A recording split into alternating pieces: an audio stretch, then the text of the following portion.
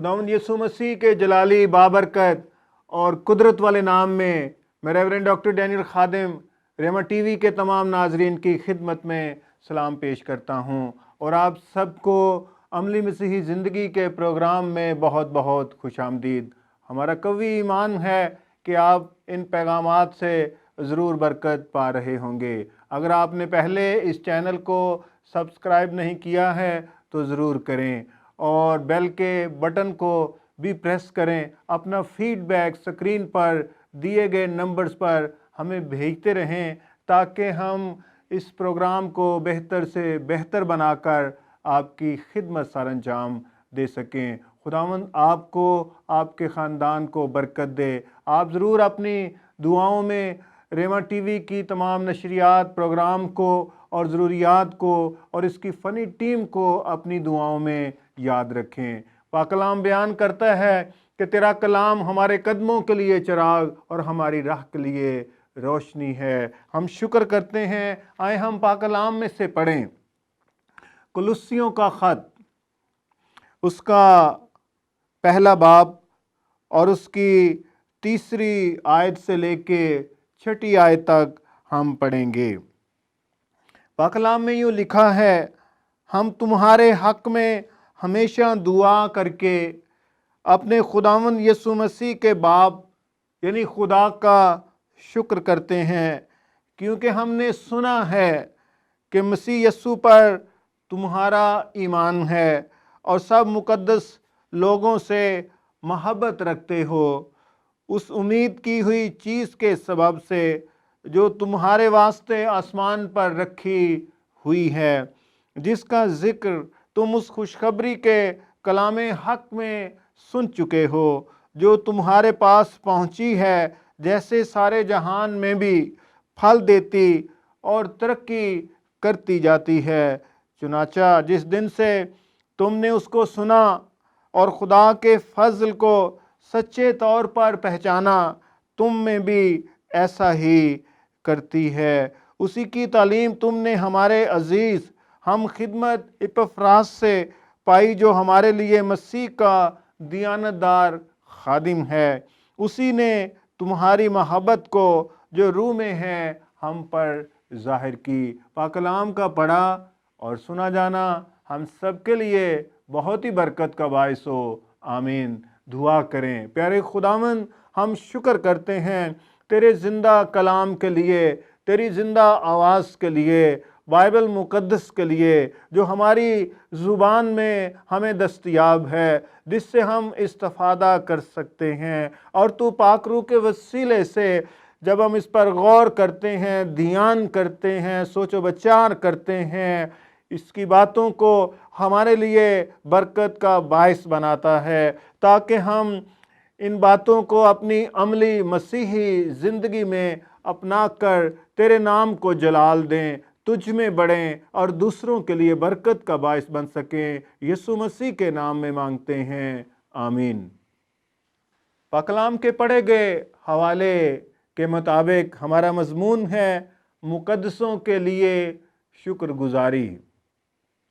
पाक कलाम का ये हिस्सा बयान करता है कि कुलुस्से में खुदावंद के एक खादिम इपफ्रास ने कलीसिया को कायम किया और इस कलीसिया का ज़िक्र बयान पौलुस रसूल तक पहुंचा। इपफ्रास ने जाके सारी खबर और रिपोर्ट बताई।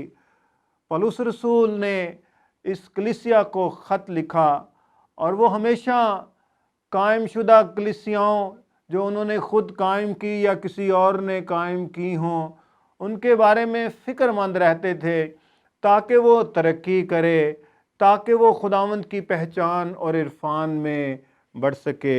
आज के मतन में से मुकद्दसों की शुक्रगुजारी के 3 पहलुओं पर मैं चाहता हूँ कि हम गौर करें। पहली बात, पौलुस रसूल ने इन मुकद्दसों को लिखा उनके ईमान के बारे में कि हमने सुना है कि मसीह यीशु पर तुम्हारा ईमान है। इस कलीसिया के लोगों ने, मुकद्दसों ने खुदावंद यीशु मसीह को अपना शख्सी नजात दहिंदा कबूल किया, वो खुदा के फर्जंद बन गए, बेटे और बेटियां बन गए। अब वो इस ईमान में मुसलसल चल रहे हैं, कायम हैं। पौलुस रसूल इस बात के लिए बहुत ही शुक्रगुजार हैं और खुदा बाप का शुक्र करते हैं। इसी तरह से हमें कलीसिया के तमाम मुकद्दसों के लिए जिन्होंने यीशु मसीह को अपना शख्सी नजात दहिंदा कबूल किया है, यीशु मसीह के खून से धुल गए हैं, खुदावंद के साथ चलते हैं, हमें शुक्र अदा करते रहना चाहिए, क्योंकि खुदा बाप ने उन पर फजल किया, उन पर करम किया, पाकरू के वसीले से उनकी आंखों को खोला और उन्होंने यीशु मसीह को अपना शख्सी नजात दहिंदा देखा और कबूल किया और वो नजात पा गए। इसलिए पौलुस रसूल इस बात के लिए शुक्र करते हैं कि हमने सुना है कि तुम्हारा ईमान यीशु मसीह पर है। हम हमेशा खुदा बाप का शुक्र करते हैं। दूसरी बात जिसके लिए पौलुस रसूल शुक्रगुजारी करते हैं, बहुत ही ज़बरदस्त, इसी चौथी आयत का हिस्सा है, और सब मुकद्दस लोगों से मोहब्बत रखते हो, और सब मुकद्दस लोगों से मोहब्बत रखते हो। खुदावंद यीशु मसीह पर ईमान ही काफ़ी नहीं है, बल्कि उसके बहन भाई जो ईमान की रूह से हैं और हम एक ख़ानदान की शक्ल में हैं, क्योंकि यीशु मसीह को कबूल करने से हम खुदा बाप के बेटे और बेटियां बनते हैं।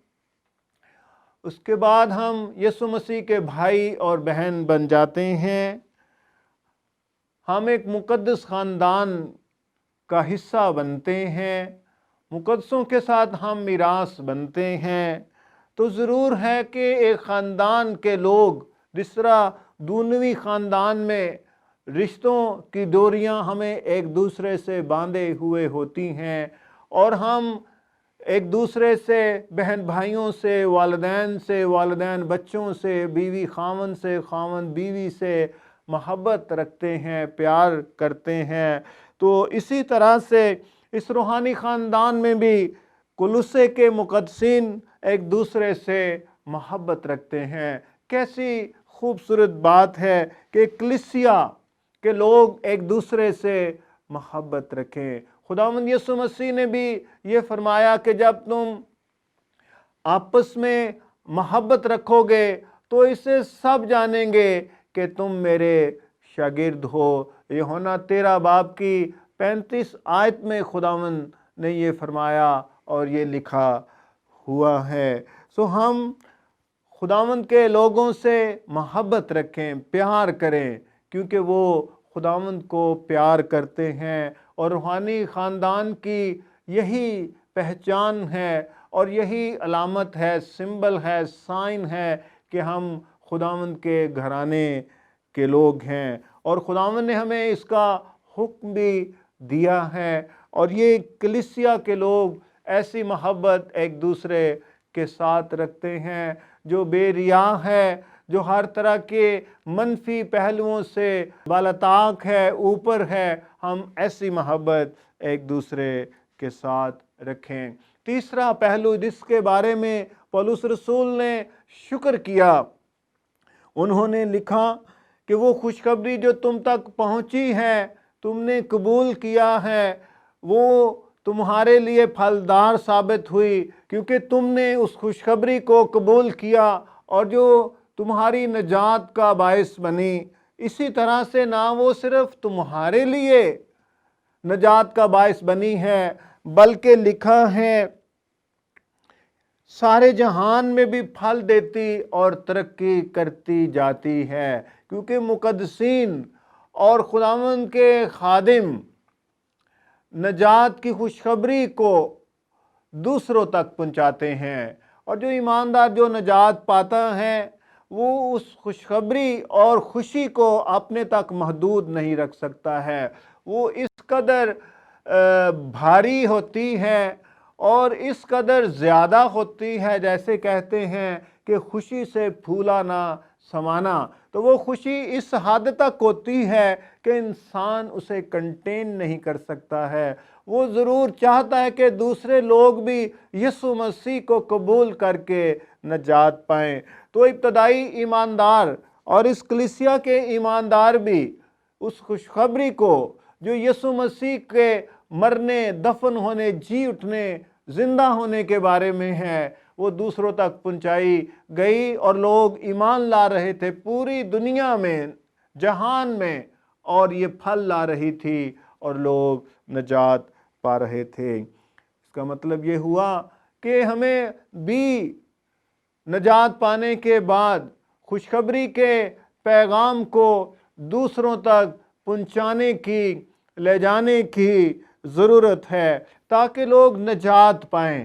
اور اگر ہم اس خوشخبری کو اس کلیسیا کی مانند اور کلیسیاؤں کی مانند جہان میں لے کر جائیں گے تو لوگ ضرور یسوع مسیح کو اپنا شخصی نجات دہندہ قبول کریں گے۔ رومیوں کے خط کے 10ویں باب میں لکھا ہے کہ جب تک بھیجے نہ جائیں وہ کیوں کر منادی کریں، اور جس کا انہوں نے نام نہیں سنا کیوں کر اس سے دعا کریں، کیونکہ ایمان سننے سے پیدا ہوتا ہے اور سننا مسیح کے کلام سے۔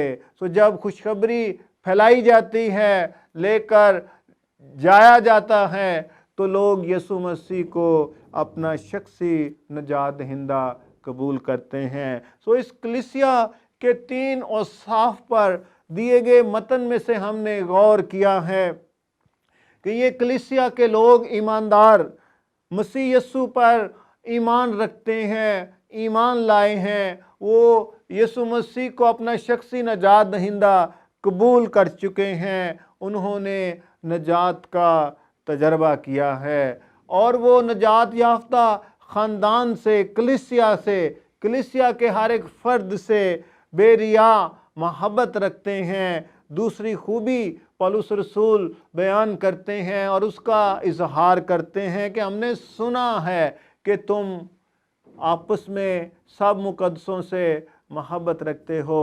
کاش ہماری محبت کا چرچا باہر تک جائے، کلیسیا سے باہر دوسری کلیسیوں تک، کہ اس کلیسیا کے لوگ ایک دوسرے سے محبت رکھتے ہیں، اور کلیسیا پھل دینے والی کلیسیا ہے، یہ خوشخبری کو دوسروں تک لے جانے والی ہے، اور یہی مشن کلیسیا کا ہے، ہر کلیسیا کا اور ہر ایماندار کا، کہ وہ اپنے یروشلم میں، اپنے یہودیہ میں اور اپنے سامریہ میں اور دنیا کی انتہا تک، جہاں تک ان کی دنیا تک پہنچ ہے، کسی بھی لحاظ سے وہ مسیح کی خوشخبری کو پھیلائیں تاکہ یہ پھلدار ثابت ہو اور لوگ یسوع مسیح کو قبول کر کے خداوند کے خاندان میں شامل ہو جائیں۔